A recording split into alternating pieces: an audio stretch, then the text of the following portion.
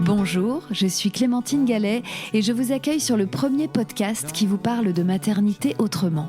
Vous entendrez ici des femmes qui vous transmettront leur histoire de mère, sans filtre. Et grâce à leur récit, vous serez, je l'espère, rassurés, réconfortés et surtout déculpabilisés. Alors bienvenue dans le merveilleux monde d'une maternité décomplexée. Bienvenue chez Bliss. Vous savez, j'aime évidemment tous les épisodes de Bliss, mais il y a des épisodes que j'affectionne tout particulièrement. Ce sont ceux que j'appelle les épisodes métiers. Vous savez, ceux qui nous font plonger dans le quotidien d'une femme qui a un job un peu hors du commun et qui a réussi à le conjuguer avec sa vie de mère. Alors après Elsa, la marin-pêcheur, Clarisse, la judocate, Marianne, la pilote d'avion ou encore Aurore, l'agricultrice, je vous présente Charline, la circassienne. Charline, son truc à elle, c'est de se suspendre sur une corde à 15 mètres du sol et de faire des figures face à un public médusé. Et ouais. Et pourtant, le vrai vertige, c'est face à son test de grossesse positif qu'elle l'a ressenti. Devenir mère, c'était perdre le contrôle de son emploi du temps, de ses contrats et surtout de son corps. Alors, comme dans sa discipline, Charline a dû apprendre à lâcher prise, à s'écouter et à faire équipe avec ce corps capable de faire des saltos au-dessus du vide, oui, mais aussi capable de fabriquer un être humain. Dans cet épisode, elle nous raconte les coulisses fascinantes de son métier et comment la Charline performeuse aérienne a réussi à faire de la place à la Charline maman en acceptant que rien ne se passerait comme elle l'avait prévu, à commencer par son accouchement, en accueillant l'idée que retrouver son corps et ses performances d'avant prendrait du temps, en s'entourant des bonnes personnes et en faisant troupe avec son amoureux de toujours et sa nouvelle petite fille d'amour. Bonjour Charline. Bonjour. Merci d'être là aujourd'hui. Je suis très honorée. Tu as quitté les airs pour la terre le temps d'une interview. Celle de ta trajectoire de mère, d'artiste, voilà, de femme circassienne. Et donc je suis très heureuse de pouvoir parler de tout ça avec toi aujourd'hui. Mais je vais te demander de te présenter évidemment d'abord, de me donner ton prénom, ton nom, ton âge, d'où tu viens, ce que tu fais dans la vie et de qui est composée ta famille, Charline, s'il te plaît. Eh ben, du coup, je m'appelle Charline Candilian. On m'appelle Chachi aussi. Chachi. Ouais. Ok, j'adore. J'ai 35 ans, bientôt 36. Je suis artiste de cirque et coach aussi à côté. Coach de quoi ? De cirque. Ah oui, pourquoi coach pas. De cirque, voilà. Tout à fait. Je viens de Grenoble. Ouais. Et ma famille est composée de Thomas, mon chéri, et ma fille Alix. Et ta fille Alix, qui a quel âge ? Elle a 2 ans et demi, bientôt 3 ans, parce qu'on est tous les 3 du mois de juin, donc ça arrive. Ah ouais, les 3 anniversaires qui se suivent le même mois. Ah bah oui, elle a failli naître le même jour que nous. Finalement, c'était un peu plus tôt, mais... Très bien. Et donc, vous habitez tous Grenoble ? Ouais, on habite Grenoble, Ok. Autour de Tu as Grenoble. grandi à Grenoble ? Oui, moi je suis de Grenoble. Je suis des montagnes, c'est mes racines. Voilà. Et alors, à quel moment il y a l'univers du cirque à la montagne, à Grenoble ? Tu es arrivé, toi, dans une famille de circassiens, c'est comme ça qu'on dit ? On dit circassien, oui. Ouais. Alors, c'est mon père qui a une école de cirque depuis 1987 à Grenoble qui s'appelle Vitanime. Et moi, du coup, je suis tombée dedans quand j'étais petite, puisque je suis née en 90 et j'ai fait mes donc ça premiers faisait pas. 3 ans qu'il avait ouvert son école. Vitanime, ouais. ça Vitanime, s'appelle ? ça s'appelle, ouais. C'est l'école de cirque de Grenoble qui, maintenant, est aussi un centre de formation professionnelle pour les futurs artistes. Et Ok. voilà, donc moi, j'ai grandi dans cette école, ouais. Et dès ces années 90, là, ça a commencé à prendre dans la région. Est-ce qu'il y en avait d'autres ? Ou est-ce que j'imagine qu'il était peut-être un peu tout seul sur son créneau ? Bah, c'est les années où je dirais même dans toute la France, le cirque s'est vraiment démocratisé. C'était un petit peu une tendance aussi. Il y a eu de plus en plus d'écoles de cirque. Donc ça a pris un petit peu cette vague-là, tu vois. D'accord. Ouais. Oui, c'est pas les circassiens qu'on imagine en roulotte, itinérants, qui peuvent être aussi une forme de famille de cirque. Oui, bah, en fait, il en connaissait, il en a rencontré et il a formé son école avec eux, avec leurs conseils. Et, d'accord. Je me rappelle notamment d'artistes qui s'appelaient, c'était la famille Rousseau. Ok. D'ailleurs, elle faisait des numéros aériens qui, moi, me faisaient rêver. Et lui, il était clown. Tu y as été dès toute petite? Oui, moi je pense que j'y étais à partir de 2 ans et demi, 3 ans. L'âge qu'a ma fille, j'étais déjà à l'école de cirque. Ouais. Mais tu faisais quoi à cet âge-là? Tout ce qui est plutôt parcours de psychomotricité, des roulades, de l'acrobatie, de la manipulation d'objets, à un niveau de découverte quoi, pour ces âges-là. Mais tes parents te laissaient te balader un peu partout, quoi. Oui, puis il y avait des cours, donc moi je prenais plein de cours finalement. J'avais ça sous la main, j'étais toujours dans un cours de cirque, en fait. Ouais, c'est ça. C'était vraiment ta deuxième maison, quoi. C'était ma deuxième maison, exactement. Tu y allais après l'école? J'y allais après l'école. Après, quand j'ai grandi, je suis rentrée dans ce qu'on appelait la troupe avec laquelle on s'entraînait. On avait nos cours, mais on s'entraînait aussi à côté. On créait des spectacles. Donc après, à partir de 12 ans, j'ai vraiment commencé à faire partie de spectacles au début amateurs et puis de plus en plus sérieux, on va dire. Mais oui, puisque donc il y avait cette partie école de cirque, mais il y avait aussi la partie formation pro. Alors, pas encore. Moi, mon parcours, il a démarré, même mon parcours pro, il a démarré à un moment où ça n'existait pas encore. Donc, après, je suis revenue et maintenant, je coach, en fait, dans cette formation. Mais je ne l'ai pas faite moi-même. Moi, je suis partie à Londres pour faire ma formation professionnelle d'artiste. Oui, parce qu'à l'époque, ton papa ne proposait pas ça encore. Non.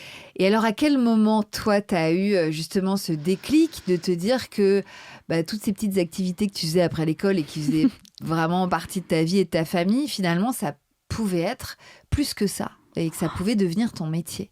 Déjà, c'était une transition parce que plus jeune, ça a vraiment pris de la place avant de penser professionnel. Moi, j'allais à l'école, mais ensuite, je pensais cirque, je vivais cirque, quoi. Dès que j'avais du temps, même dans mes études, j'optimisais tous mes trajets, tout pour pouvoir aller m'entraîner, donner des cours dès que j'en ai eu l'âge.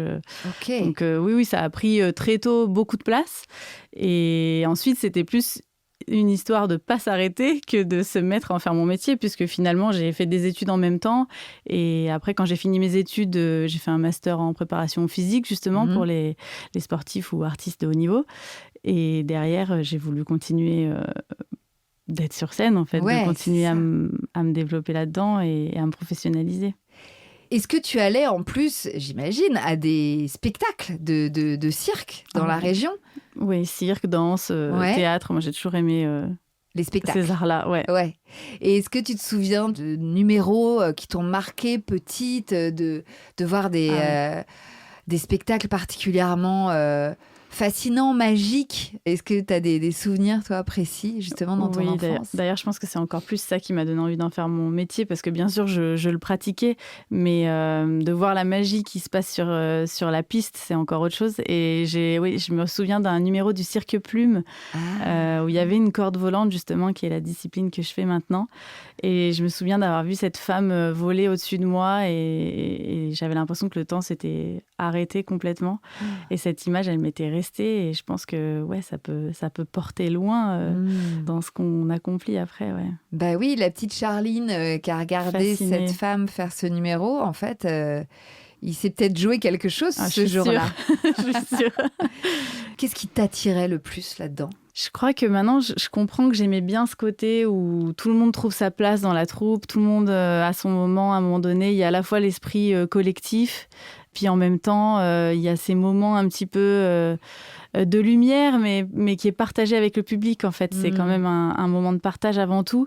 Et il y a le temps qui s'arrête, et puis il y a toutes ces émotions qui sont là.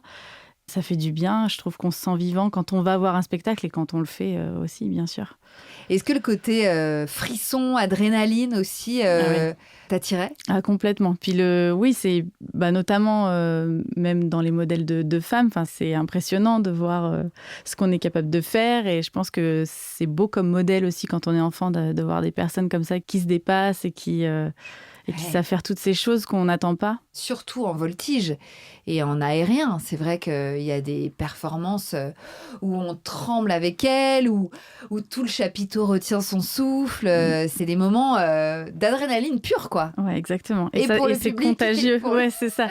Et ça passe par le corps. C'est ça que moi je trouve fascinant. C'est que c'est une vision de la beauté aussi qui passe par le corps et ce qu'on fait et ce qu'on vit avec son corps, y compris les émotions. Et ça, je trouve ça très beau. Ouais.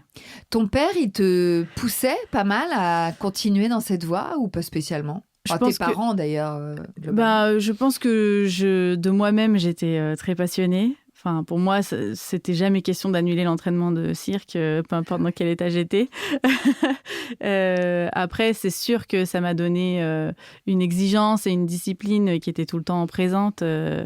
Donc, ça m'a certainement portée. Et puis, voilà, la famille a une place dans ma vie aussi qui est importante. Donc, tu es partie à Londres faire des études de sport, en fait. Alors, d'abord, j'ai fait un master en France. Préparation physique, donc pour être préparateur physique. Et je suis partie à Londres, c'est une école, c'est le Centre national des arts du cirque, en fait, là-bas, qui est au centre de Londres. Et je pense que le projet en général aussi de changer de pays, de découvrir cette culture, je suis rentrée dans cette école qui était magnifique, qui était des espaces incroyables justement pour faire de l'aérien. C'était une révélation. Et pourtant, c'était pas simple parce que je suis partie, je me suis endettée et compliqué la vie pour pouvoir vivre ce rêve, mais il n'y a rien qui m'arrêtait à ce moment-là. Ok, waouh. Ouais. L'aérien, ça a été ton truc ou t'as hésité à te spécialiser dans autre chose? Non, ça m'a plu très tôt. Après, je suis passée par plusieurs disciplines aériennes dans mon expérience, mais dans mon parcours. Mais oui, ça m'a plu très tôt. En tout cas, quand tu postules pour l'école à Londres, c'est pour faire de l'aérien. Voilà, c'est ça. J'arrive avec mon profil plutôt sur tissu aérien. C'est un peu le rideau là le rideau tout droit là, dans lequel on s'enroule et on se déroule, et elle etc. redescend hyper vite. C'est ça. Donc je faisais ça, et avant ça je faisais de la corde, ça s'appelait de la corde américaine, donc c'était une corde en forme de U qui était correspondait déjà à mes premières amours, on va dire, du cirque. J'étais passée au tissu aérien parce que j'avais remplacé une amie dans un spectacle. Et donc, je suis arrivée à Londres avec plutôt cette compétence-là. Et donc là, j'ai d'abord essayé de chercher quelque chose qui mélangeait un peu tout ce que je savais faire. Et puis finalement, quand je suis retombée sur la corde volante que j'avais vue petite et que j'en ai refait, dans un premier temps, je me suis dit, mais j'en ai pas fait. Est-ce que je vais être capable? Est-ce qu'à 22 ans, je peux reprendre une nouvelle discipline là, maintenant? Et puis, en fait, c'est pareil. Je n'arrivais pas à arrêter. C'était juste une évidence. Et puis, c'était un challenge, surtout. Donc, l'idée, c'est quoi? C'est de grimper sur chaque pan de la corde? De se tenir debout au milieu de la corde. Enfin, la situation classique, c'est ça, on va dire. Et du coup, prendre son élan pour la faire balancer comme une balançoire et utiliser cet élan-là pour pouvoir faire des lâchers, rattrapés, des figures. Alors, attends, tu veux dire que donc, tu te balances, ça je l'ai, la balançoire, ok. Et donc, quand la balançoire remonte, là, tu fais quoi? Une figure? Oui, par exemple, tu étais debout, tu lâches, tu te rattrapes par le dos, ou tu étais tenu par les genoux, tu lâches, tu fais un tour complet, tu rattrapes tes cordes. Ce que tu as le temps de faire, en fait. Moi, personnellement, j'aurais pas le temps de faire grand-chose, mais toi, tu as le temps de faire plein de trucs. Parfois, j'ai le temps de faire pas mal de choses. Oui, donc tu es en haut et puis tu te lâches et crac, et on croit que tu vas tomber. En fait, crac, tu te rattrapes au dernier moment sous les bras ou juste par le poignet, c'est ça? Oui, voilà, par et après, tu te mets en cochon pendu et tu lâches et tu te rattrapes. Si, on le dit encore. Ouais, on dit cochon pendu ou jarret. Si tu veux le terme pro, c'est jarret. Ok, bon, on va dire cochon pendu pour que ce soit vraiment plus clair pour tout le monde. Mais tu te mets la tête en bas, tu te lâches. La figure la plus connue de mon numéro, si tu veux une image, c'est j'enroule mes pieds dans la corde. Oui. Et je me jette comme un saut de l'ange. En fait. Et du coup, il faut que je remonte de l'autre côté. Ça, c'est important. Il faut que tu remontes de l'autre côté. Devant, et quand tu es arrivé de l'autre côté, il faut que tu te remettes debout. Et oui, bien sûr. Pour pas rester non plus trop longtemps pendu par les pieds. Tu es à combien de mètres de hauteur au max? Moi, je suis entre, on va dire, selon les fois où je me suis accrochée, j'accroche mon équipement entre 7 et 15 mètres de haut. Et ensuite, moi, je suis facilement 3 mètres plus bas puisque ma corde me descend un petit peu. Et après, j'essaye de prendre le plus de volume possible puisque si on reprend l'idée de la balançoire, plus tu vas haut et plus t'as de l'élan, quoi.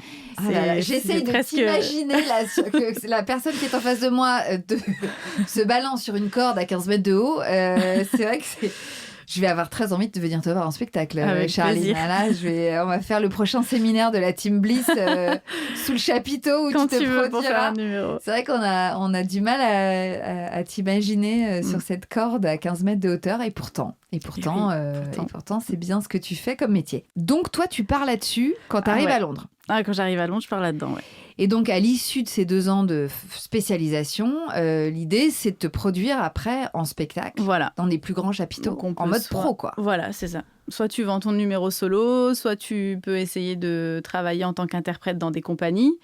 Moi, j'ai plutôt créé un numéro solo que j'ai vendu dans des productions différentes, que ce soit sous chapiteau ou dans des salles de spectacle. D'accord. Voilà. Et ça a marché tout de suite en sortant de l'école ? Ça a marché rapidement. En fait, j'avais créé un numéro qu'on appelle un numéro de sortie. Enfin, en deuxième année, on avait une présentation de ce qu'on avait écrit. Et moi, j'avais écrit quelque chose sur une hôtesse de l'air. Et du coup, j'ai commencé à proposer ça. Alors au début, j'en avais fait une version un peu parodique. J'avais un personnage un peu presque comique, on va dire. Et puis finalement, je suis revenue à quelque chose de un peu plus visuel, esthétique. J'ai une petite hôtesse de l'air qui est un peu plus Betty Boop vintage que comique maintenant. Trop sympa. Avec le petit costume d'hôtesse de l'air. Ouais, la petite valise rouge, les petites bottes en cuir où on dirait un peu Wonder Woman, là, avec le petit justo vintage et tout ça. Et puis il y a le côté un petit peu des figurines vintage qui ont quand même un beau biceps et voilà, qui savent aussi foncer. Oui. Donc ça, c'était ton numéro, ton personnage. Voilà, le personnage que tu vendais après aux différentes troupes. Bah écoute, j'ai créé d'autres choses, mais on me redemande le plus souvent celui-là. Ah ouais, l'hôtesse de l'air, ça cartonne. Signature, c'est mon hit. C'est mon plat signature. Très bien. Voilà. Et tu fais armement des toboggans. Exactement. J'ai toute une entrée. PNC aux portes. C'est ça. J'ai toute une entrée avec les issues de secours. En fait, ça me permet d'avoir de l'interaction avec mon public. Ce qui n'est pas toujours évident quand on fait un numéro aérien, surtout quand on est loin, surtout quand ça prend toute cette place. Et moi, c'était un peu mon objectif en faisant cette discipline, c'est que je voulais quand même garder ce contact avec le public et avec la musique qui ont toujours été un peu ce que j'aimais faire dans ce métier. Et alors, est-ce que pendant toutes ces années d'apprentissage, t'as douté ? Est-ce que tu as été découragée ? Est-ce que tu t'es fait mal ? Est-ce que t'as eu peur ? Est-ce que tu t'es fait peur ? Parce que j'imagine qu'on ne devient pas la reine de la piste comme ça, du jour au lendemain. Ouais, c'est clair. Non, j'ai eu forcément beaucoup de parcours avec des hauts et des bas, comme dans plein de disciplines, des doutes, des moments où c'était difficile. Quand je suis partie à Londres, j'avais quand même beaucoup investi dans ce projet. Donc, je me donnais, j'étais à l'école à l'ouverture, je repartais à la fermeture. J'étais très investie, mais des fois, c'était aussi intense parce qu'on ne peut pas être en forme parfaite tous les jours. Il y a des choses qui se passent plus ou moins bien. Et puis, effectivement, ma discipline fait peur. Enfin, quand on se lance la première fois pour une figure, on peut penser qu'on est tous des casse-cous et que ça va. Bon, j'en connais quand même dans mes collègues, mais moi, personnellement, je suis quelqu'un qui est très prudent, qui a besoin qui a besoin de maîtriser les choses, voilà. Donc finalement cette discipline, ça a été un très beau challenge pour moi. Tu veux dire que tu n'es pas du genre à te jeter dans le vide pour un oui ou pour un non, en l'ayant bien préparé. À condition de l'avoir bien préparé. À condition de l'avoir bien préparé. Et c'est aussi ce qui est intéressant dans cette discipline, c'est qu'on est en gestion du risque en permanence et que effectivement on fait pas n'importe quoi, justement parce qu'on a aussi la responsabilité d'avoir un public qui est là. Mais par contre, oui, le risque est quand même présent, l'adrénaline est là. Et alors, tu es déjà tombée ? Tu t'es déjà fait mal ? À l'entraînement, on tombe souvent, mais on a des longes de sécurité qui sont un peu plus renforcées qu'en spectacle, qui nous permettent de tester un peu plus. Bon, voilà. Et après, en spectacle, je suis tombée une fois sur mon premier contrat, mais je suis remontée tout de suite et ça s'est très bien passé parce que j'avais du coup une longe de sécurité et je suis remontée avec mon tissu directement sur ma corde. Mais sinon, ça m'est arrivé de rares fois. Pas de grosses blessures. J'ai eu quelques blessures d'entraînement, on va dire, où à force de faire cette discipline qui sollicite beaucoup les épaules, j'avais quand même quelques soucis d'épaule et de cervicale, mais jamais de grosses blessures. Jamais un arrêt aussi long qu'une grossesse, en tout cas. C'est ça. Voilà. Il a fallu que tu tombes enceinte pour vraiment devoir t'arrêter, quoi. C'est exactement ça. C'est fou. Alors justement, parlons de cette autre étape de ta vie, cette autre aventure. Déjà, quand est-ce que tu as rencontré ton chéri Tom, il arrive à quel moment dans ta vie ? Avant que je parte à Londres. Lui, il est dans ce milieu-là ? Pas du tout. Pas du tout. Non, lui, il a un parcours très typique grenoblois, ingénieur. Ah bon, c'est quoi le parcours typique grenoblois ? Beaucoup d'ingénieurs ? Beaucoup d'ingénieurs à Grenoble. Ok. Bon, non, mais je plaisante, mais il n'a pas du tout le même parcours que moi. On se connaît parce qu'on est dans le même lycée. Et on se connaît parce que surtout on a la même date de naissance. Le même jour ? Parce que tu me disais que vous étiez tous du mois de juin, mais non, vous avez le même jour. On a 3 heures d'écart, ouais. Ah, marrant. Même année ? Même année, même jour, même ville. Mais attends, vous êtes nés tous les deux à Grenoble ? Dans la même maternité ? Non, pas dans la même maternité, ça aurait été bien. À 3 heures d'écart. C'est ouf. C'était pas la même maternité, C'était mais c'était la même ville. Merde. Bon. Voilà. Donc Tom, tu le rencontres On se connaît depuis le lycée. au lycée. On a les mêmes amis et quand on part tous les deux dans nos parcours d'études, on garde un peu des amis en commun. Ok. Et du coup, à l'époque de mon master, j'ai des amis qui me disent bon, on va fêter ton anniversaire, mais on doit aussi fêter l'anniversaire de Thomas. Comment on fait? Faites votre anniversaire ensemble, qu'on puisse tous se plus voir. pratique. Voilà. Mais toi, à l'époque, il te plaît pas particulièrement. On était très différents d'apparence. Parce que même si on avait les mêmes amis, on faisait pas les mêmes choses, on n'était pas si proches que ça finalement. Ok. Et donc, vous avez fêté votre anniversaire ensemble cette année-là? Bah oui, on a été un petit peu obligés pour nos copains. Donc, vous fêtez votre premier anniversaire ensemble, c'est vos 21 ans. 21 ans. Donc, on est au mois de juin. Et alors, la première pelle, le premier roulage de pelle, c'était ce soir-là? 6 mois après, au Nouvel An. 6 mois après. Voilà. Au Nouvel An de la même année? Oui. Ok. Parce que, évidemment, l'anniversaire en commun, ça avait rapproché. Ça nous a rapprochés, voilà, c'est ça. Ça a commencé à écrire notre histoire, on est devenus très proches. Ah et là puis là. voilà, après, c'était pareil. C'était évident. parti, quoi. Bah, c'était compliqué quand même parce qu'on a tous les deux dû bouger pour nos parcours. Donc, on a fait beaucoup de distance. Je crois que nos 4 premières années de relation, on était à distance. Ouais. Donc, ça a été un sacré parcours. Oui, j'imagine. Voilà. Et lui, il flippait pas que tu croises un beau trapéziste, ceux qui montent à cheval, là. Oui, voltige qui font équestre. des voltiges équestres. Il y a de tout, hein. Parce qu'il y a quand même du beau gosse dans le milieu du cirque, attention. Oui, il y a du beau gosse, je te le Il confirme. y a du beau gosse, ça drague, Ouais. il y a un truc d'artiste, de séduction, de machin, on est une troupe. Bon, on la connaît l'histoire. Ouais, bah faudrait lui demander parce qu'effectivement, c'est pas facile, je pense. C'était Bah pas ouais. facile. Et puis d'être à distance, et puis d'avoir de moi vivre dans ce monde-là et lui non. Non, c'est sûr que ça n'a pas été facile. On a eu des périodes pas faciles. Toi, t'as pas eu de tentation Ben, quand t'es jeune, un peu plus, parce que vous voilà, étiez c'est si le jeune, début de ton rêve. Voilà, ça fait partie. Moi, les rencontres que je fais avec ce métier aussi, c'est ça qui me porte dans ce métier. Donc forcément, ça fait rêver, mais de plein de façons différentes. Donc au début, on est un petit peu perdu, mais finalement, ça n'a jamais remis suffisamment en question notre histoire pour qu'on se sépare. Ça a rendu des moments très difficiles, mais j'imagine. Mais votre couple on a tenu.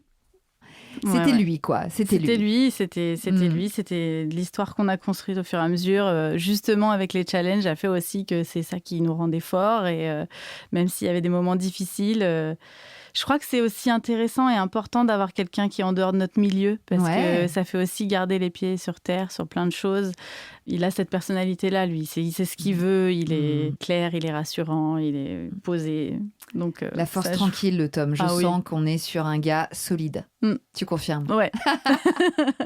Et alors, à quel moment vous vous êtes retrouvés finalement à vivre dans la même ville? Vous vous êtes retrouvés à Grenoble? Oui, à la fin de... Parce que du coup, lui, il était en Espagne, moi, j'étais en France. Au moment où il est rentré, je suis allée à Londres. Ok. C'est un petit peu... Ouais, vous êtes croisés. Voilà. Et après, on est rentrés vivre ensemble à Grenoble, après ma formation d'artiste, donc en 2015-2016. Une fois que j'avais fait mes premiers contrats, parce que j'ai quand même profité de tout ce réseau merveilleux que j'avais en Angleterre qui m'appelait. Tu t'es beaucoup produite en Angleterre. Oui, parce que j'ai fait mes 2 ans de formation, mais je suis restée plus de 4 ans là-bas.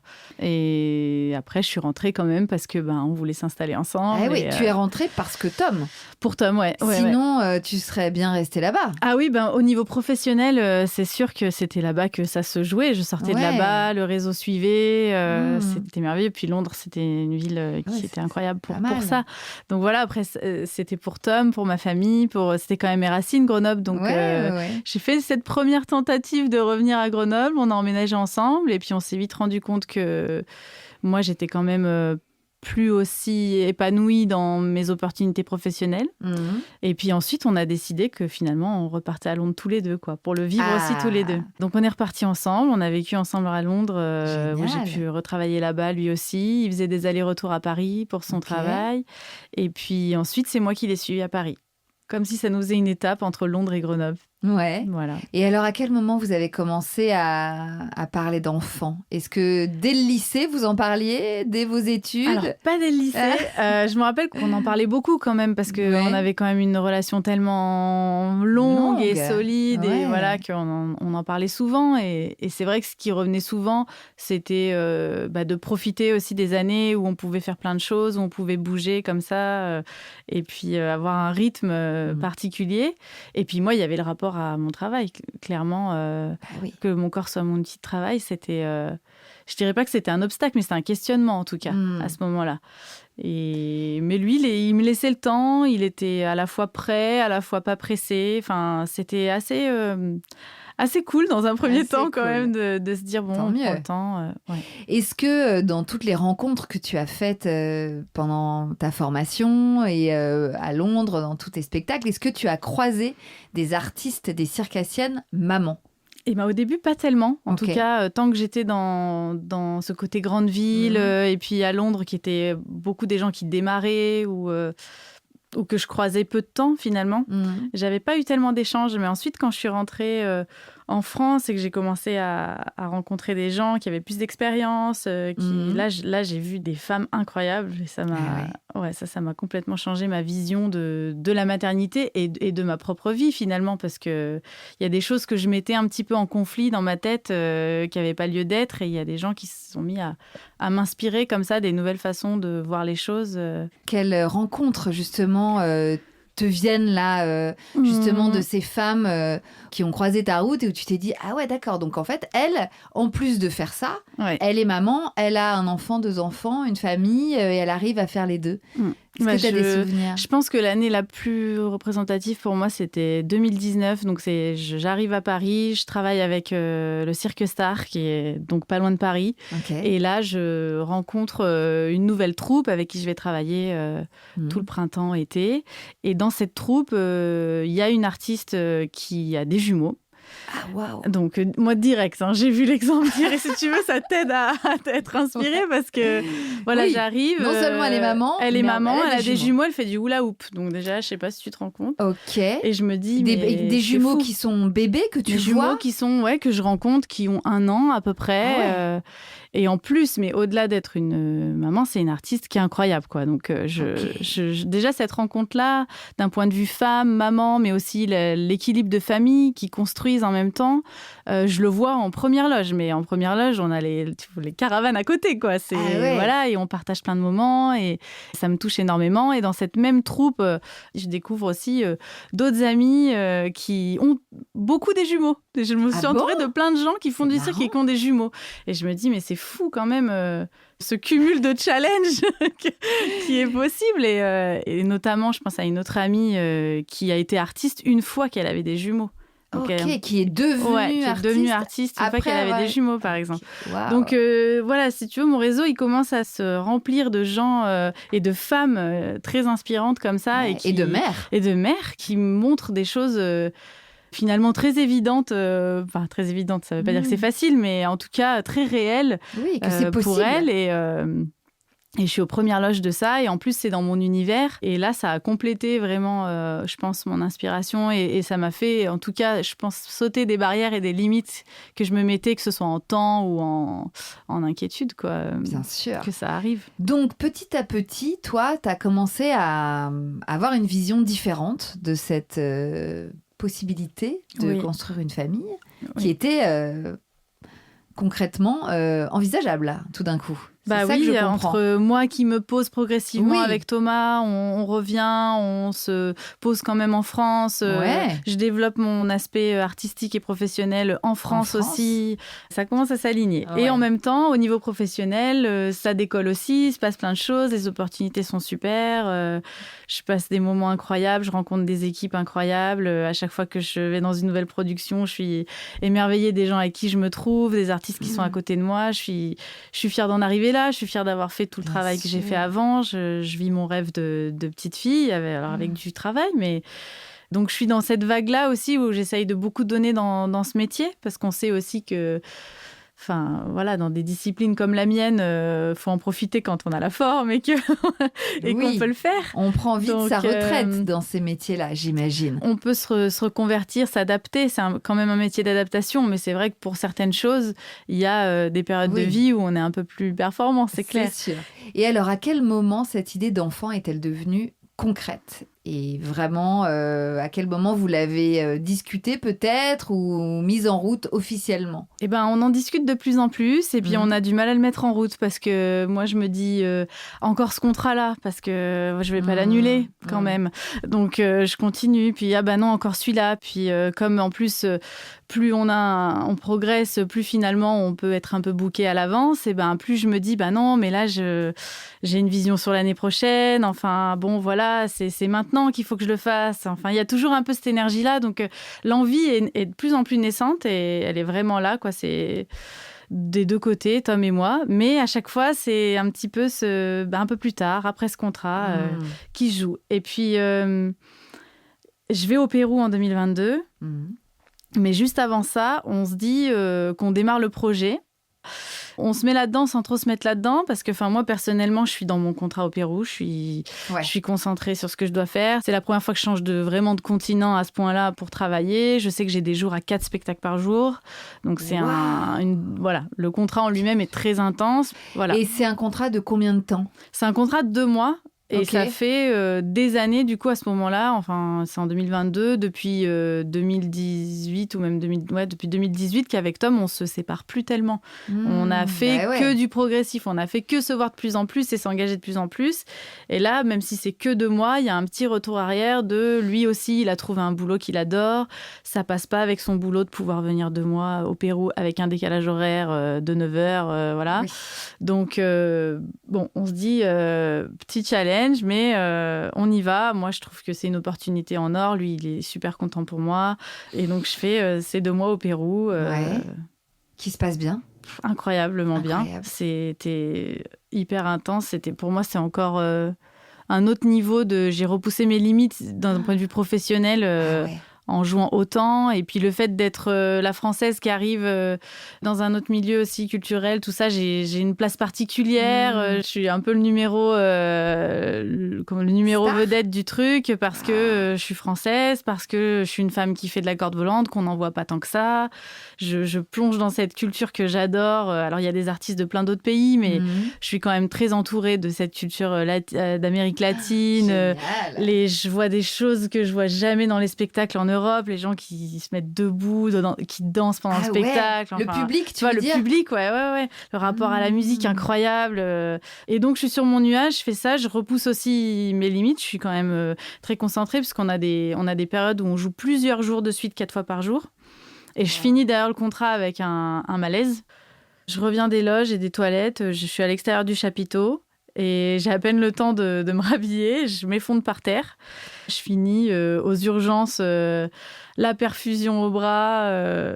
Et voilà, et donc ils m'ont retapé, quoi. Ils t'ont retapé. Ils m'ont retapé. D'accord. Du coup, j'y suis retournée. Les patrons du cirque disent on va quand même la mettre un petit peu en off, cette petite, je crois qu'elle en a besoin. Je récupère pendant une demi-journée, une journée. Et lendemain sur lendemain, je remonte. Tu remontes. Ouais. Ok. Et je finis la semaine. Et tu finis la semaine. Et donc, retour en France. Et retrouvailles enfin avec Tom. Et alors? Et là, c'est à la fois des retrouvailles passionnelles. Je l'ai retrouvé avec toute la passion possible. Et en même temps, on n'était pas du tout sur la même planète, quoi. Parce que ça faisait longtemps que pendant 2 mois, on n'avait pas du tout vécu la même vie. On essaye de reprendre notre rythme du quotidien, tout ça. Et puis, 2-3 semaines après nos retrouvailles, je me rends compte que je suis enceinte.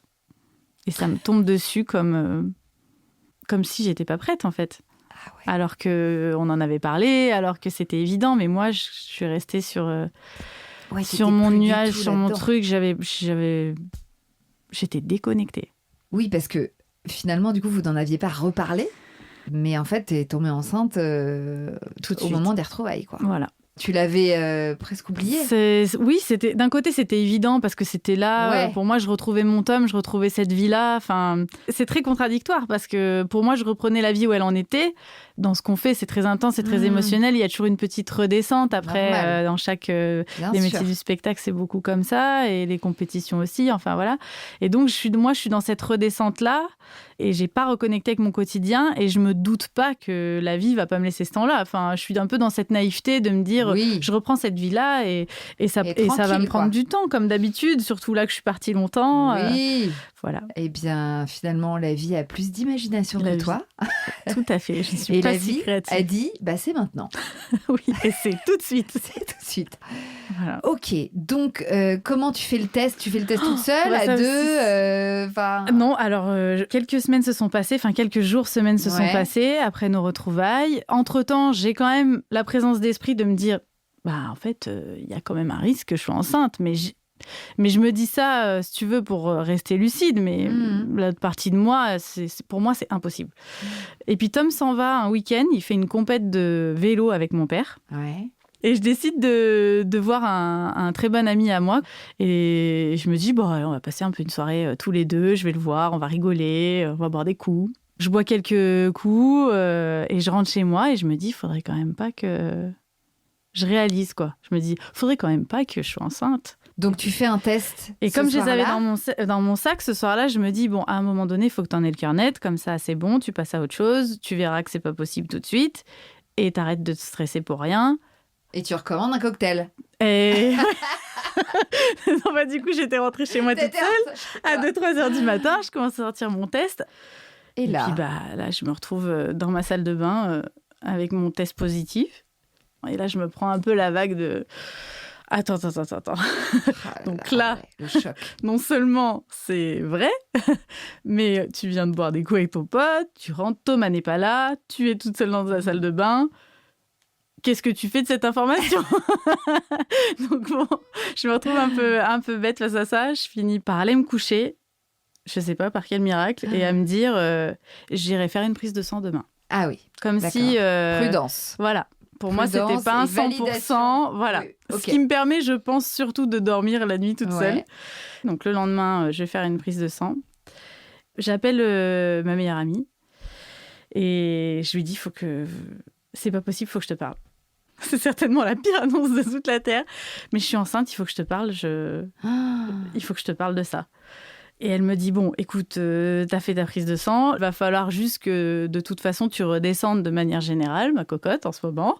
Et t'inquiète, tu vas prendre les trucs tranquillement. Ouais. Rappelle-toi juste, elle me dit, que quand on se pose des questions, c'est qu'on veut bien faire et que c'est plutôt positif. Et je reste là-dessus. Et ça me fait du bien. Le week-end se passe, j'attends que Tom rentre, c'est l'attente la plus longue de ma vie. Tu lui as pas dit par téléphone ? Ah non, pour moi, c'était pas possible de lui dire par téléphone. Ok. Il y avait c'était tellement chargé pour moi que je me suis dit, il faut qu'on soit ensemble dans notre bulle. En plus, il était en train de faire une compète avec mon père. Oui. On les attendait le soir avec ma mère. Il y avait trop de... J'avais besoin que ce soit notre truc à nous, quoi. Bien sûr. Donc j'attends qu'il rentre. Et donc tu as les résultats de la prise de sang dans la journée ? Dans la journée. Oui, qui confirment donc la grossesse. Et donc Tom rentre. Et là, tu trouves un moment le soir ?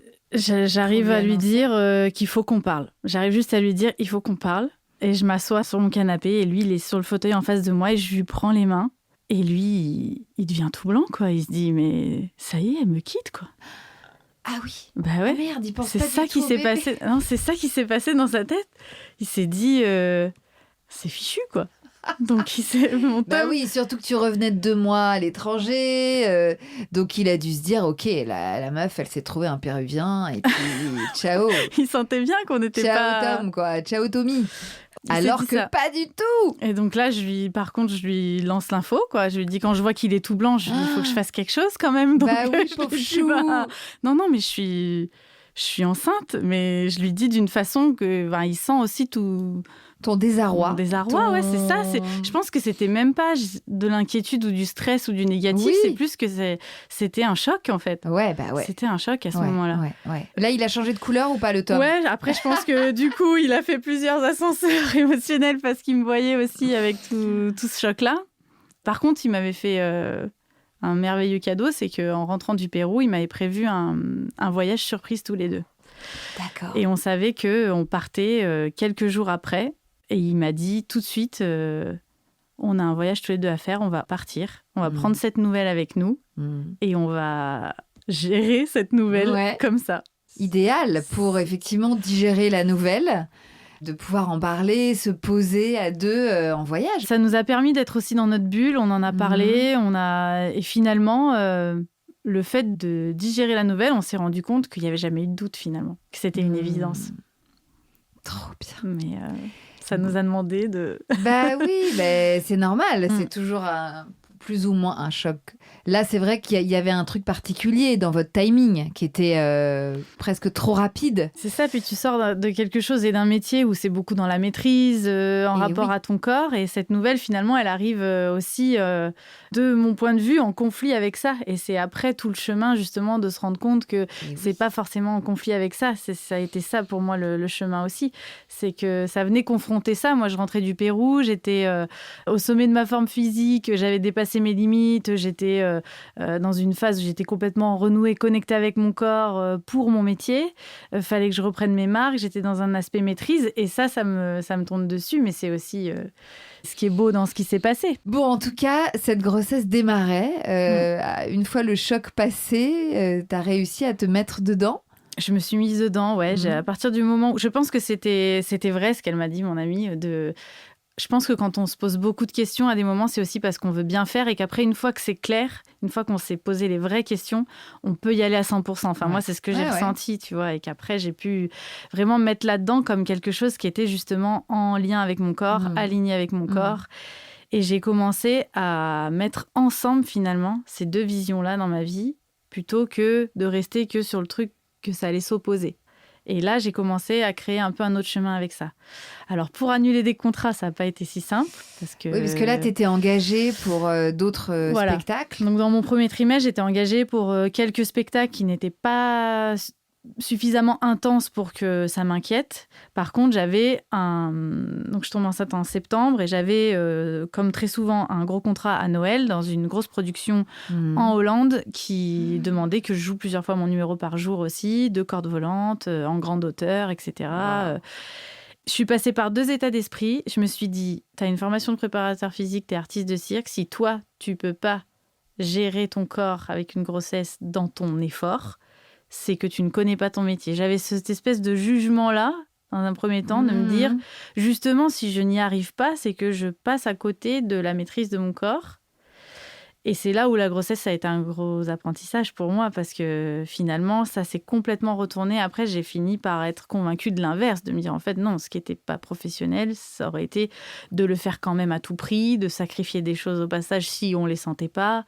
Ça a été un énorme chemin pour moi dans ce premier trimestre, de passer de tout sauf annuler à tout sauf pénaliser ma grossesse, en fait. Et oui, il fallait switcher de mindset et effectivement te mettre dans toute autre chose. Et ça s'est fait progressivement, mais tu as quand même honoré des contrats au début de ta grossesse. Oui, et après, j'ai coaché aussi pendant longtemps. Enfin, j'ai pu rester, en tout cas, très active. J'ai eu de la chance d'avoir une grossesse plutôt facile et d'avoir, je pense aussi, tout ce que j'avais fait avant. Le fait que ça soit arrivé si vite, je pense que finalement, j'étais encore dans ma récupération de mon contrat. J'avais encore beaucoup de choses que physiquement, j'avais développées. Tu étais très forte. Et je pense que ça m'a aidée. Tu étais très en forme, comme tu disais. Du coup, je pense que ça m'a aidée à bien vivre aussi cette grossesse, à rester active. Alors, active avec pas les mêmes objectifs, pas les mêmes intensités. Pas voltiger à 15 mètres. Voilà, en tout cas, pas trop. Je coachais beaucoup, par contre, où je faisais encore beaucoup de démonstrations. Mais c'est vrai que c'était pas pareil que d'être devant un public et de pas pouvoir s'arrêter à tout moment. D'accord. Donc, c'était quand même plus confort pour être enceinte. Sauf ce gros contrat qui arrivait, qui était très important pour moi. J'avais toutes ces peurs qui arrivaient de se dire en fait, c'est bon, je vais être sur liste rouge. J'ai annulé un contrat parce que je suis enceinte alors que je n'aurais pas dit avant que c'était mon projet. Enfin, je me mettais à m'imaginer un peu toutes ces choses-là que certainement d'autres métiers doivent se dire aussi. Mais voilà, et je me disais, bon, je vais les laisser tomber, je vais pas être pro, je vais être grillée pour après. Alors, c'était déjà un stress pour moi de me dire comment je vais continuer à faire mon métier après. Mais là, je me disais, si en plus... je fais ça. Enfin, ah oui, tu pensais que tu serais sur liste noire pour le restant de ta carrière. Ça m'a traversé l'esprit, même si j'aurais trouvé ça très injuste dans cette société. Oui. Je finis par trouver une remplaçante, elle me remplace. Et ce qui est magnifique, c'est qu'en fait, ce contrat-là, c'est ce que j'ai refait en premier quand j'ai été maman. La boucle est bouclée et ça, c'était merveilleux. Ouais. Ouais. Bon, donc quand t'as annulé, t'as pas senti de colère ou de... non. T'as pas senti que c'était la catastrophe. Non, pas du tout. Et t'as réussi à très bien gérer. Ouais. Donc finalement, la grossesse, j'ai l'impression, s'est passée sans trop d'encombre. Bah oui, c'était différent parce que j'avais pas tous ces spectacles. Oui, pas, forcément, t'as dû lever le pied. J'ai pu vraiment me concentrer sur cette grossesse en continuant à faire d'autres choses à côté, en coachant. Physiologiquement, tu te sentais comment justement, ce corps que tu connais par cœur et qui est ton outil de travail, le voir s'arrondir, prendre des volumes différents, ça t'a fait quoi? En fait, je me sentais bien, ça me rendait encore plus fascinée par ce que peut faire le corps. Donc, ça m'a presque même encore plus réconciliée avec lui sur certains aspects, parce que c'est vrai que quand on est dans la performance, et puis moi, je fais un métier où il y a de l'image quand même, donc on le travaille, on n'est pas, mais ça reste quand même présent. On a une pression par rapport à ça, de performance, oui, d'image, d'efficacité du corps. On lui en demande beaucoup par rapport à ça. On peut même le juger par moments. Et là, il y avait cette idée d'être allié avec lui et de finalement célébrer ce qu'il était capable de faire avec beaucoup moins de jugement, avec beaucoup moins d'attente. Et ça m'a fait énormément de bien parce que même justement, cet arrondi-là, cette féminité-là, elle est belle à ce moment-là, quoi. Au contraire, ça m'a apporté beaucoup de choses. Et puis, en fait, c'est pas que notre corps, on n'est pas seul, quoi. Ouais. Et ça, moi, ça a été quelque chose qui était présent dès le début, quoi. Vraiment, cette grossesse, je suis allée dedans vraiment avec mon bébé dès le début, en équipe. Voilà, on faisait le chemin ensemble, quoi. Trop bien. Est-ce que tu as quand même continué, je sais pas, à faire des petits entraînements, à te balancer, à te... Ah oui, beaucoup. J'ai beaucoup continué. Je balançais, je continuais la muscu, je continuais à grimper, à faire des renversements, à faire tout ce qu'on fait tous les jours normalement. Mais... On imagine donc le bébé, quand la maman fait le cochon pendu, qui, bon, au début a beaucoup de place. Donc, tu sais, il y a des vidéos comme ça où tu vois des mamans danser ou faire des trucs. Et tu vois le point of view du bébé à l'intérieur qui est complètement... Exactement. Donc on peut imaginer un bébé qui fait en même temps des saltos dans le ventre. Et puis à un moment, on espère que il va se mettre le salto au bon endroit, avec la tête en bas. Comment ça s'est passé pour toi justement à ce niveau-là? Parce que le comble... le comble, Charline, serait que tu me dises que ton bébé n'avait pas la tête en bas. Exactement. Je pense que j'ai tellement eu la tête en bas que mon bébé n'a pas eu la tête en bas. Elle était en siège décomplété, ça s'appelle. Donc, effectivement, la tête en haut. Et en plus, alors il y a 2 façons d'être en siège décomplété, il me semble. Soit on est en petit Bouddha, comme ça, en tailleur, le bébé, c'est trop mignon. Oui. Soit avec les jambes tendues vers le visage. Oui, vraiment plié, voilà, quoi. En carpé. On appelle ça en carpé en acrobatie, quoi. C'est les jambes tendues, pliées vers le visage. Et on m'annonce que ma fille est dans cette position-là, voilà, qu'elle est très souple déjà. Je n'en doutais pas. Et du coup, ça m'a changé complètement ma préparation à l'accouchement parce que moi, sans grande surprise de mon rapport au corps, etc., j'étais partie plutôt sur une préparation à l'accouchement physio. Et puis finalement, je me suis préparée à l'accouchement en siège. À quel moment on vous dit, le bébé ne se retourne pas? Assez tard, parce qu'il laisse quand même pas mal de temps de mes souvenirs pour revoir comment ça évolue, puisque jusqu'au dernier moment, ça peut bouger, y compris une fois qu'il nous avait dit ça. On commence à voir que ça commence à être dans les semaines où il faudrait quand même qu'elle se retourne. Qu'elle n'a pas l'air d'avoir bien la place. Oui. Alors, est-ce que du coup, toi, tu tentes des acrobaties, des figures, est-ce que tu es en cochon pendu plus que d'habitude? J'essaye de faire... On me donne cet exercice, justement, où il faut que je lève mes fesses sur des livres et tout pour pouvoir quand même m'y poser un moment. Donc, je fais ça marche pas. Je me dis, finalement... Je me mets en équilibre sur les mains. Je me dis, je me mets contre un mur en équilibre sur les mains. Voilà, ça se trouve, ça va être encore plus facile, quoi. Parce que bon, la petite pente T'imagines comme le ça. matin au petit-déj. Chérie, ça... oui, bah écoute, j'essaie de retourner notre enfant. J'ai des photos dans la cuisine C'est contre vrai le radiateur où je suis là, j'attends, je suis en équilibre sur les mains, normal. Voilà, bon, bah, tant qu'à faire, on lui donne une pente, quoi. Bah oui, à la guerre comme à la guerre, hein, il faut que cet enfant se retourne. Donc, J'ai essayé de tout donner. Mais t'as tout donné. Ouais, j'ai tout donné. C'est vrai que t'étais vraiment la bonne personne pour c'est tenter un retournement naturel. Voilà, c'est un petit peu piquant quand même. Donc, Franchement. voilà. Je fais de l'acupuncture aussi et je fais c'est de la sauge qu'on brûle là. Enfin, c'est pas de la sauge, mais c'est ça ressemble à un cigare et en fait, tu le brûles vers les orteils et énergétiquement, c'est censé inciter ton bébé à tourner s'il a envie. Donc, je fais ça. Tom, il me brûle les orteils tous les soirs pour essayer de faire tourner ça. Mais qu'est-ce que tu brûles? Je comprends pas. Bah, tu brûles. Des herbes. Je crois que c'est des herbes qui sont proches de feuilles de carotte. Et du coup, ça fait un effet énergétiquement. C'est une sage-femme qui fait de l'acupuncture qui m'avait expliqué ça. Incroyable. Un petit peu en dernier recours, me fait une séance avec ça et me le laisse pour la maison en me disant si vous êtes motivé avec Tom, vous pouvez vous refaire des séances autant de fois que possible. Donc Tom allume tes poils, les trucs de carottes et te les met sous le pied. Et en plus, ça brûle, quoi. Donc, même si tu touches pas, ça brûle. Donc, on est là à faire nos trucs, nos équilibres, nos trucs brûlés. Tout pour qu'elle se retourne. J'ai même essayé de faire une version, du coup, avec un médecin. Ah ouais, t'as été jusque-là. Ouais, ok. Il propose ça, je fais la version. Mais ça t'a pas fait trop mal? Ça fait mal, mais on s'était vraiment mis d'accord avec la médecin qui était incroyable, qu'on forcerait pas, qu'on resterait vraiment à l'écoute de si le bébé avait envie ou pas, parce que moi, j'étais vraiment sensible au fait de pas être dans le forcing et de pas lui faire sentir justement que ça n'allait pas comme elle se mettait, etc. Donc, on a essayé dans les deux sens. Et voilà, ça fait mal quand même parce que ça reste, ça crée un peu des tensions derrière qui sont un peu comme des contractions musculaires et c'est assez intense, mais on s'est arrêté au bon moment, on n'a pas forcé, elle a essayé dans les deux sens, ma fille n'a pas voulu tourner. Il n'y avait rien à faire. On a dit, c'est pas grave, c'est qu'elle n'a pas envie, c'est que c'est pas bon pour elle. Et finalement, moi, toute ma préparation à l'accouchement physio, si j'en tirais une leçon pour moi, c'était que justement, il fallait accueillir l'imprévu, il fallait accueillir les choses qui n'étaient pas de notre contrôle. C'était vraiment un truc que j'apprenais, moi, avec cette grossesse. Sur tous les autres scénarios qui se sont présentés après, j'ai essayé de prendre du recul, de me dire, voilà, c'est pas grave, on change de chemin. Et on essaye de s'adapter. On part pour une préparation à l'accouchement en siège au cas où, parce que bon, on vérifie quand même jusqu'au dernier moment qu'elle tourne. Et puis finalement, ils me disent que j'ai pas les dimensions de bassin pour faire un accouchement en siège. Ah non, madame, ça passe pas. Ça passe pas. Ok. Oui, donc, parce qu'il y a il y a plein de femmes qui accouchent de bébés en siège. Oui. C'est tout à fait possible d'accueillir un bébé en siège par les fesses, par les pieds. Par les fesses et les pieds, ou que les fesses et après les pieds. Oui, voilà. Je m'y préparais quand même. On n'avait rien acté, mais je me préparais quand même à d'autres éventualités.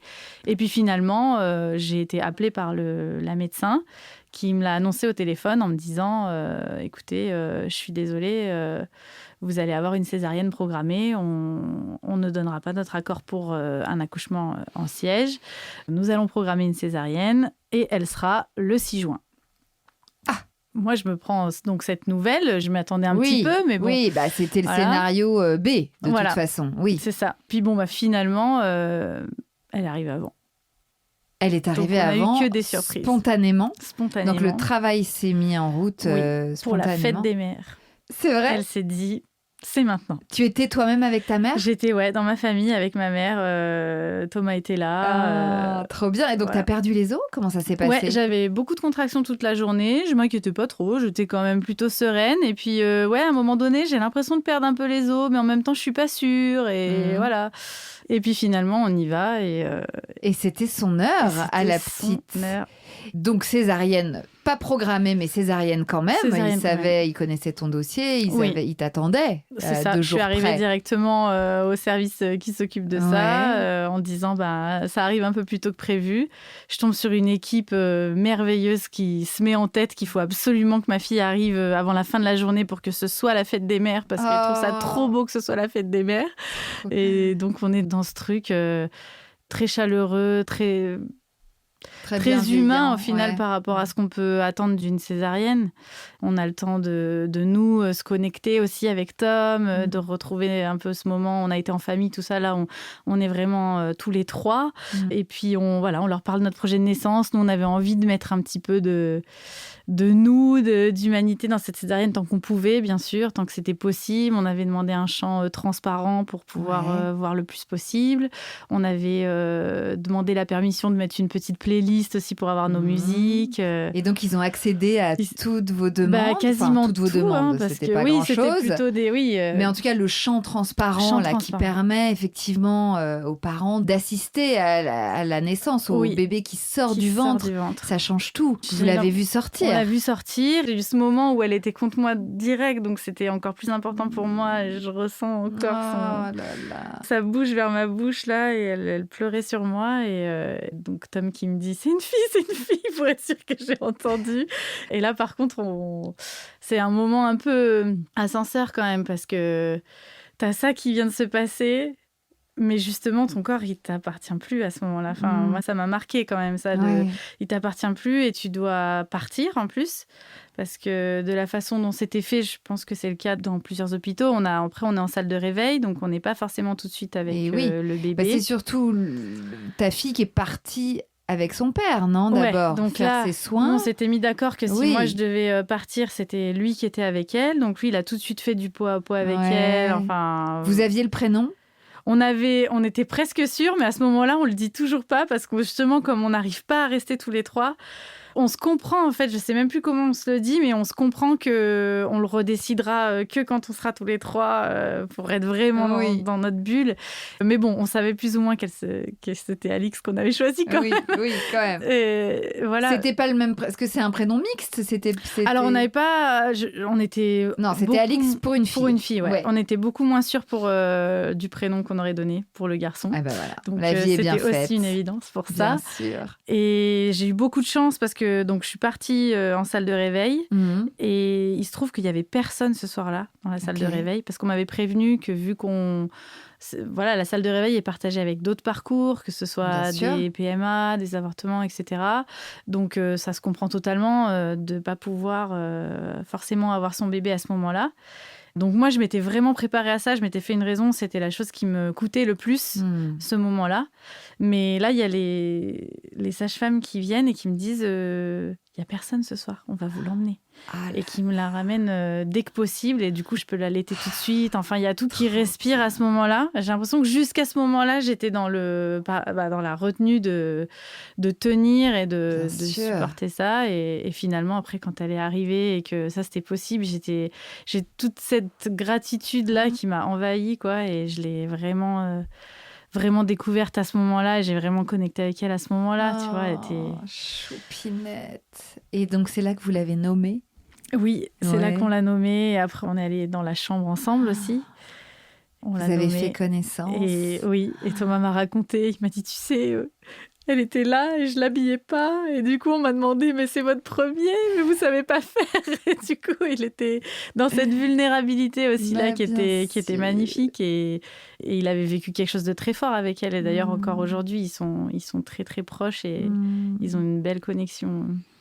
Trop mignon. Donc, ça, c'était le 4 juin 2023. Comment s'est passé le postpartum pour toi, Charline ? Toi qui, vraiment, a priori, aurait préféré éviter la césarienne, toi qui fais de ton corps ton outil de travail d'autant plus, comment t'as récupéré, comment tu t'es remise en jambes et comment t'es remontée en haut de ta corde, là-haut, en haut de ton chapiteau ? Eh ben, écoute, très progressivement et surtout avec des étapes très compartimentées. Parce que finalement, le fait d'avoir une césarienne rendait impossible le fait de faire des abdos, par exemple, pendant une durée beaucoup plus longue. Et finalement, ça m'a aussi permis d'être dans ce nouveau rôle de maman de manière plus intense aussi, à 100%. Et ensuite, finalement, ton corps t'obligeait à prendre le temps. Voilà. Parce qu'il lui fallait de la récupération. Exactement. Peut-être que tu aurais fait des abdos plus tôt si tu n'avais pas eu de césarienne, en fait. C'est possible, et que j'aurais pas vécu les mêmes moments. C'est vrai. Finalement, t'es restée combien de temps avec ta fille en tout, à l'arrêt, je veux dire? 3 mois, je pense. Enfin, en tout cas, la durée de mon congé maternité classique. Et ensuite, avant de reprendre vraiment les entraînements intensifs, 3 mois. Puisqu'à côté, j'ai recommencé d'autres projets avec l'école de cirque, avec le fait de donner des cours. Mais j'étais très présente. Et de toute façon, elle est allée chez la nounou à 3 mois. À 3 mois, d'accord. Tu l'as allaitée? Je l'ai allaitée pendant 3 mois et demi en exclusif et ensuite 1 mois de plus en mixte. Et alors, comment ton corps a-t-il réagi justement à cette cicatrice, à cette remise en route progressive? Tu t'es retrouvée, toi? Tu t'es reconnectée à lui facilement? C'était nouveau quand même. Mais j'avais quand même cette notion qui me parlait par rapport à mon métier de progressivité et de laisser le temps aux choses. Donc, j'étais quand même dans cet état d'esprit d'en prendre soin, d'aller bien au bout de toutes les recommandations, de temps, pour pas faire d'erreur, entre guillemets. Ouais. Et du coup, j'ai juste profité de ça, de tout cet amour, de tout ce moment-là. Et par contre, après, quand j'ai dû reprendre, c'était de fait plus brutal et plus intense. Et oui. Et alors, comment ça s'est passé? Ça a été? Ouais, ça va. Je suis allée au bout de ma rééducation. Je suis allée au bout de... Voilà, je me suis retrouvée à la salle de musculation et dans mes entraînements. Est-ce qu'il y a beaucoup de muscu? Tu fais beaucoup de muscu? Oui, quand même. Ouais. Surtout là, c'était très important. Ah ouais. Et je me retrouve à me dire, mais finalement, je fais un regard arrière sur tout mon parcours et je me dis, je n'ai jamais été dans cette situation. Je n'ai jamais été débutante, entre guillemets, enfin à zéro, puisque j'ai commencé, j'étais enfant, j'ai grandi avec ça, je ne suis jamais revenue en arrière, j'ai eu beaucoup de chance, je ne me suis jamais blessée au point d'avoir vécu ce retour à zéro ou en arrière. Et donc, je me retrouve dans cette salle de musculation complètement désemparée à me dire... qu'est-ce que je vais faire? Je ne sais pas, je n'ai jamais été à ce point-là. Et oui, là, tu avais l'impression de tout reprendre à zéro, d'être en mode page blanche. Voilà, et c'est là que toute la solidarité, la sororité que j'ai pu avoir avec des femmes inspirantes, des femmes qui sont dans mon métier, qui m'ont dit « c'est merveilleux, le corps se rappelle de plein de choses. Non, c'est pas facile, mais tu vas voir, il faut du temps, fais-toi confiance. » Tous ces discours-là, ils m'ont nourri, que ce soit dans ma famille ou dans des connaissances. Et je me suis dit, de toute façon, t'as pas le choix, tu dois te laisser une chance. Bien sûr, je suis rentrée démoralisée plein de fois de mes séances, mais à chaque fois, je me disais, t'as fait ça aujourd'hui, demain, tu referas plus, demain, tu referas un peu plus. Un pas après l'autre, un poids après l'autre. Un poids après l'autre. Parce que du coup, tu augmentais les charges au fur et à mesure. Mais des charges que je trouvais petites au début. Enfin, forcément, si tu prends l'exemple des tractions, je me dis, est-ce que je sais même plus faire une traction alors que j'en faisais je sais pas combien. Enfin, voilà, il y avait ce truc cette impression à la fois de repartir à zéro et à la fois d'avoir ce corps qui est là, qui a vécu quelque chose d'incroyable, qui du coup te donne confiance. T'es à la fois un peu désemparé et à la fois t'as plus confiance que jamais en ce corps qui t'a fait vivre des choses incroyables. Donc il y a ces deux choses-là et ça s'équilibre et puis on reste positif. Bon, mais j'imagine qu'il y a eu des moments de découragement où t'as cru que t'allais jamais revenir au niveau auquel tu étais avant. Oui, c'est ça, t'es en bas d'une montagne pour revenir à un niveau que t'avais déjà. Donc, il y a ce côté un petit peu qui peut être décourageant. Ouais. Mais c'est aussi ce que j'ai appris à trouver beau dans mon parcours de femme. Mais c'était dur, c'était très dur parce que c'était long, ça demandait beaucoup d'investissement alors que ça ne payait pas forcément tout de suite. Ouais, il fallait être persévérante et y croire. Mais c'était ton cas. C'était mon cas. Et puis, il y avait ce rêve au bout aussi de vivre ça, de me dire que j'allais peut-être aussi le vivre avec ma fille, quoi. Bien sûr. Et représenter aussi alors, pas forcément ce modèle-là tout de suite parce qu'elle est toute petite, mais d'être dans cette énergie-là, je trouvais que c'était important, quoi, d'avancer. Oui, et puis que toi aussi, tu serais la maman inspirante que tu avais croisée dans la caravane avec ses petits jumeaux, que tu étais en train de la devenir aussi pour peut-être d'autres plus jeunes que tu aurais croisés. Oui, c'est ça, pourquoi pas encore maman. J'espérais en tout cas. J'espérais que c'était ce message-là qui passerait aussi et qu'effectivement, ça allait dans ce sens-là. Ouais. Et avec Alix, ça se passait bien? T'as bien connecté avec elle? Tom et toi, comment vous avez géré justement ce nouveau rôle de parent, vous qui vous connaissiez depuis si longtemps? Bah oui, on était tous les deux complètement in love d'elle. Voilà, on était très investis tous les deux.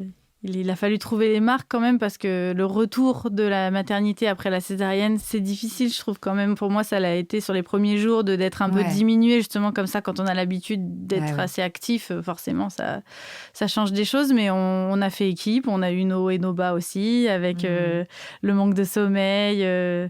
C'est ça qui est intéressant, c'est que si on prend chaque petit moment, il y a des moments pas roses du tout, il y a des moments...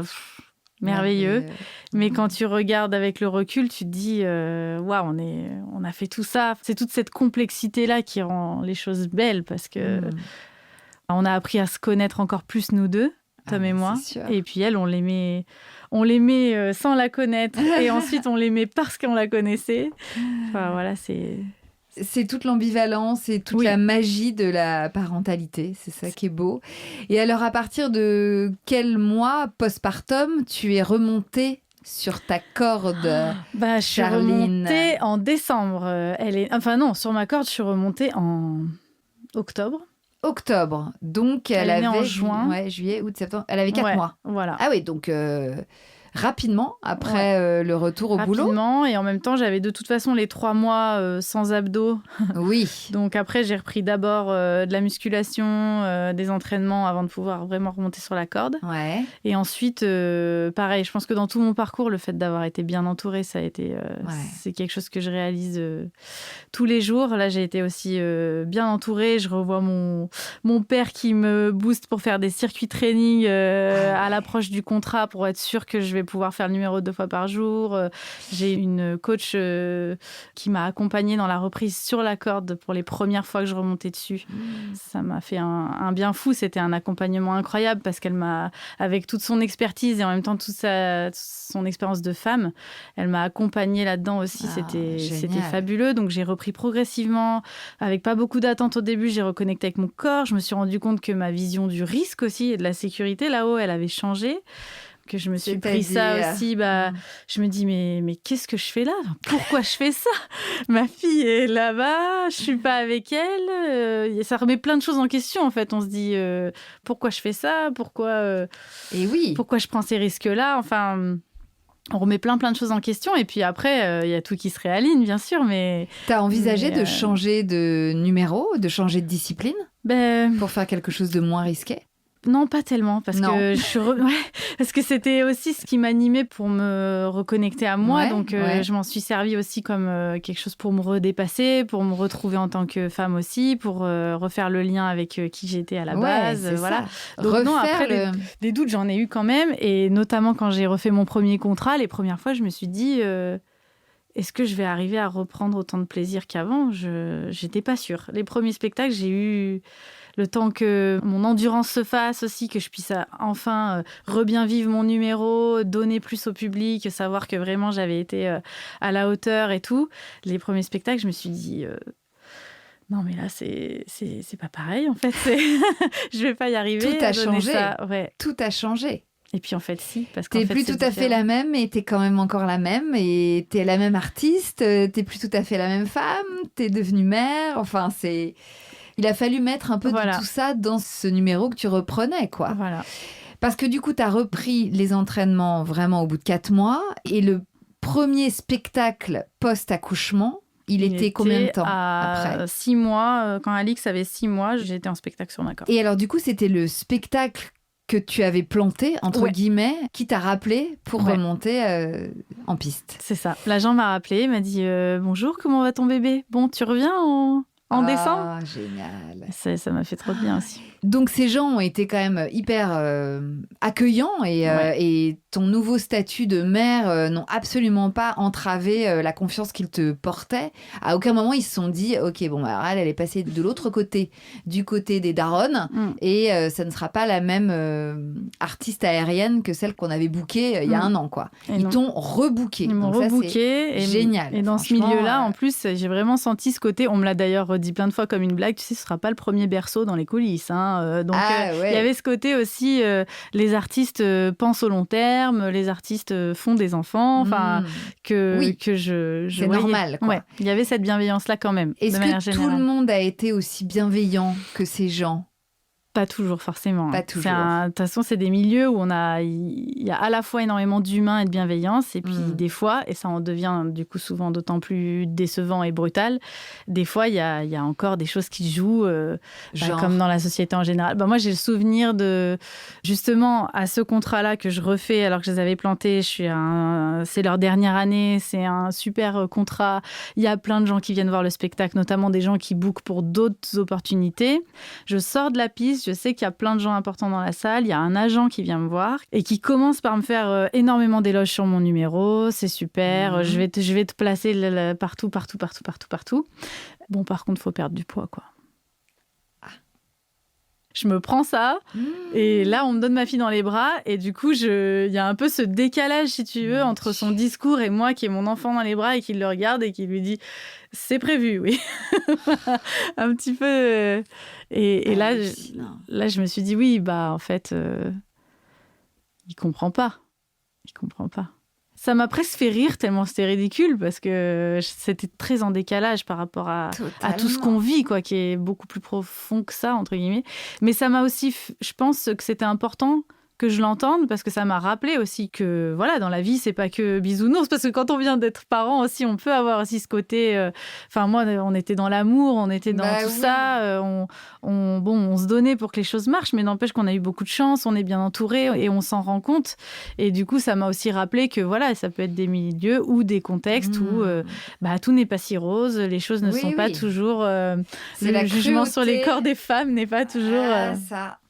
Et si tout le monde pouvait être bisounours, ma pauvre Charline, ça serait formidable. Ça serait trop beau. Mais c'est vrai que cette petite pique, cette grosse pique même, t'a rappelé que tu pouvais tomber sur des connards et que le monde peut être cruel envers les femmes.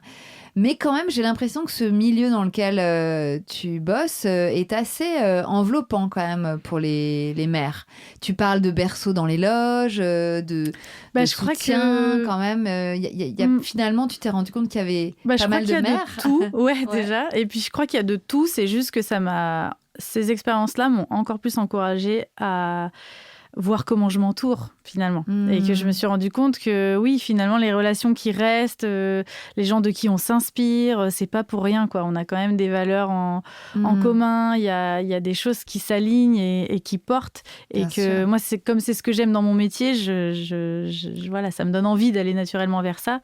Et je pense qu'en tant que parent, ça me donnait encore plus l'envie de faire attention à qui tu fréquentes. À qui je fréquente, de qui je m'inspire, voilà. Est-ce que tu crois pas aussi que ce milieu du cirque, historiquement, c'est une affaire de famille ?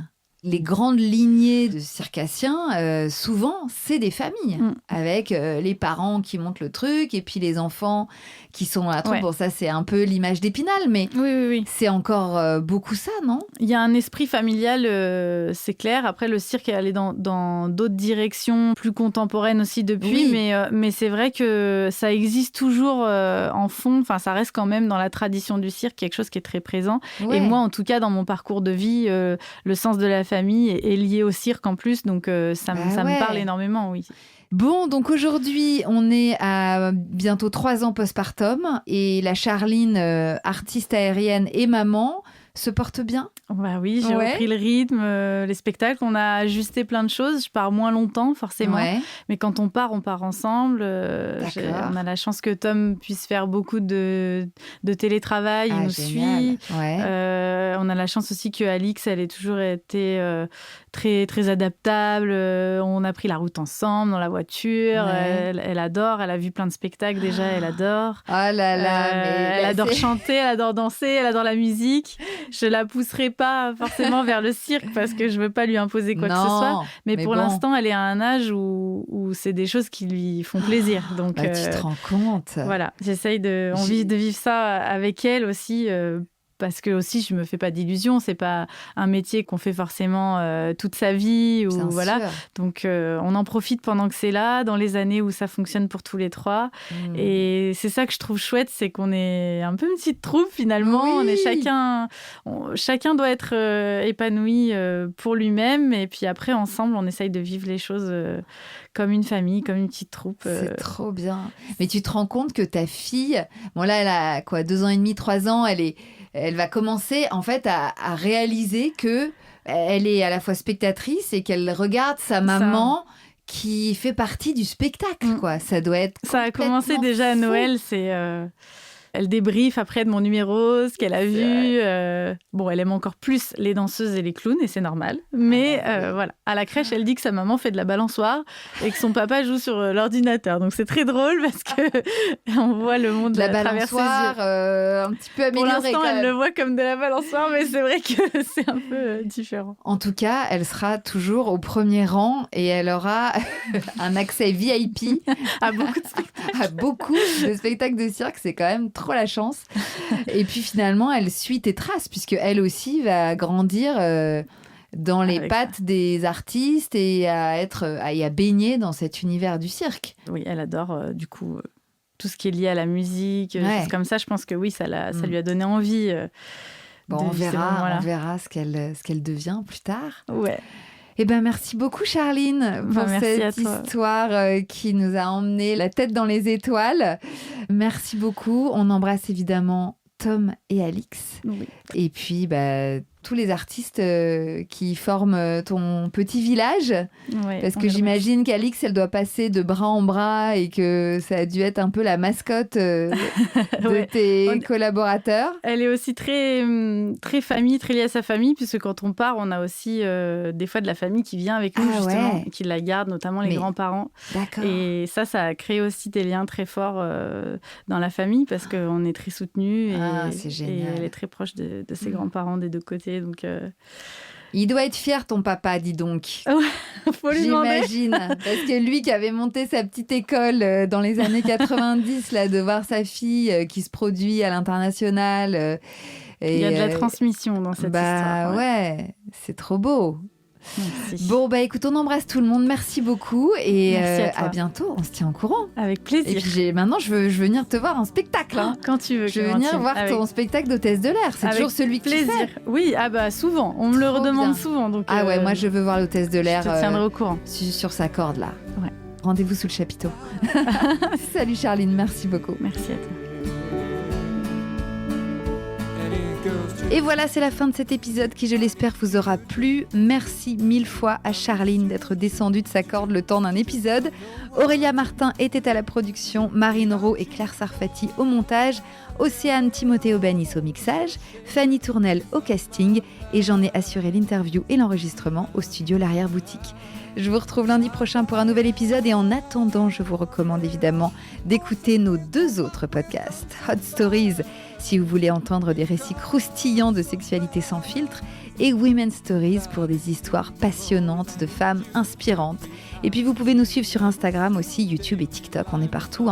Et puis nous laisser 5 magnifiques étoiles sur Deezer, sur Spotify, sur Apple Podcasts, peu importe, ça nous aide beaucoup.